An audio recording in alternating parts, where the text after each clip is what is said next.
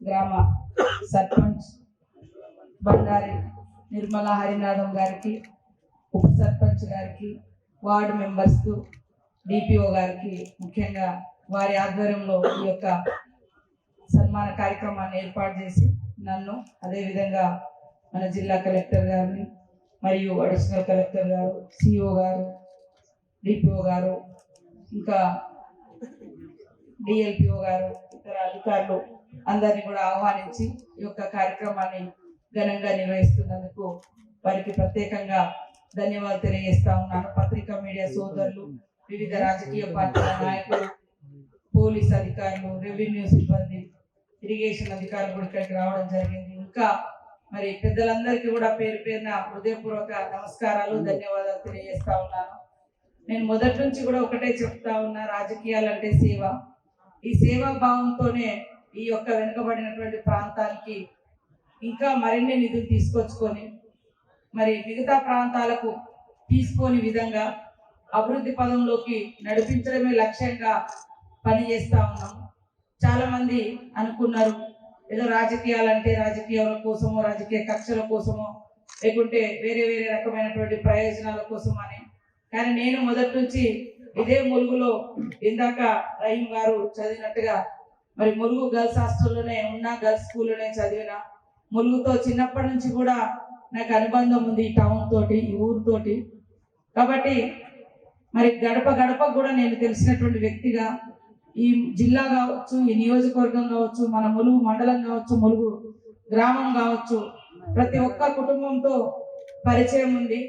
అదే రకంగా వేదిక మీద ఉన్నటువంటి సర్పంచ్ గారి కుటుంబంతో కానీ, ఉప సర్పంచ్ గారి కుటుంబంతో కానీ, వార్డు మెంబర్ల కుటుంబంతో కానీ, ఇక్కడ పనిచేస్తున్నటువంటి గ్రామ సిబ్బంది వారందరూ కూడా మరి ఏదో ఎమ్మెల్యే అంటే ఎమ్మెల్యే అని కాకుండా ఇన్నాళ్ళు కూడా అక్క అక్క అనుకుంటూనే ఆదరించారు. నేను కూడా వాళ్ళను సిబ్బంది అంటే ఏదో చిన్న చూపు ఎప్పుడు చూడలేదు. కరోనా కాలంలో కానీ, ఇప్పుడు కానీ, ఎప్పుడు కానీ మీ కష్టాల్లో ఉన్నప్పుడు మేము అండదండగానే ఉంటామని కూడా తెలియజేస్తా ఉన్నాను. వాస్తవానికి అంటే రాజకీయాలు మాట్లాడే వేదిక కాదు, కానీ సర్పంచుల పరిస్థితి గత 5 సంవత్సరాలుగా చాలా ఇబ్బంది పడ్డారు.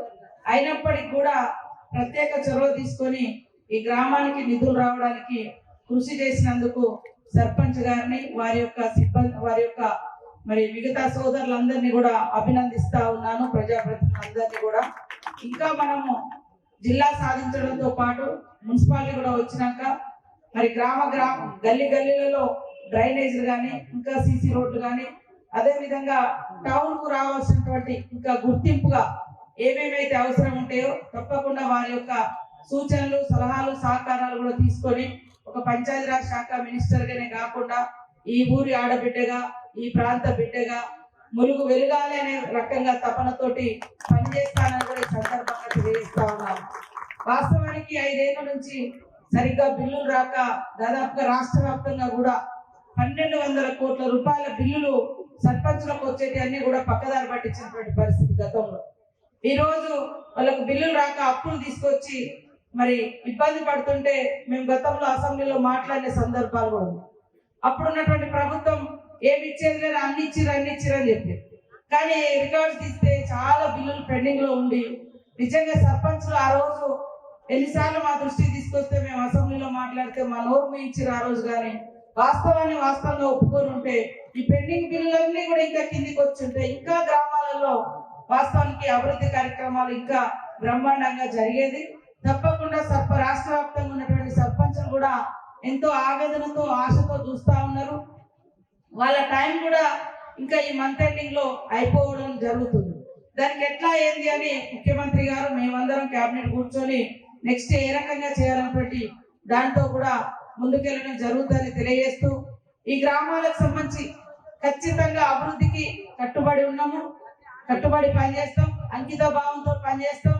రేపు రాబోయే జాతర కూడా ప్రజలు, ప్రజాప్రతినిధులు, పత్రికా మీడియాలు, పెద్దలు, ఉద్యోగులు, అధికారులు అందరి యొక్క సూచనలు తీసుకుంటూ సక్రమంగా నిర్వహించేందుకు ముందుకెళ్దామని, దానికి మొదటి నుంచి ములుగు నుంచి జనాలు మరి ముందుకెళ్తా ఉంటారు కాబట్టి వచ్చిపోయేటువంటి భక్తులకు కూడా మరి ఎవరైనా దాతల్లాగా ఉన్నా కూడా రోడ్డు మీద కానీ, దారులలో కానీ, బస్సులలో కానీ వెళ్ళే పిల్లలకు ఫుడ్ ప్యాకెట్స్ కానీ, వాటర్ ప్యాకెట్స్ కానీ అందించడానికి కూడా ముందుకొచ్చే విధంగా దాతలను మేము కోరుతా ఉన్నాము. అదే కాకుండా ఇంకా ఇక్కడ మనకు కావాల్సినటువంటి కాలేజీలు కానీ, బస్ స్టాండ్ కానీ, అదే విధంగా మోడల్ మార్కెట్ కలెక్టర్ గారు మేము అదే అనుకుంటా ఉన్నాం.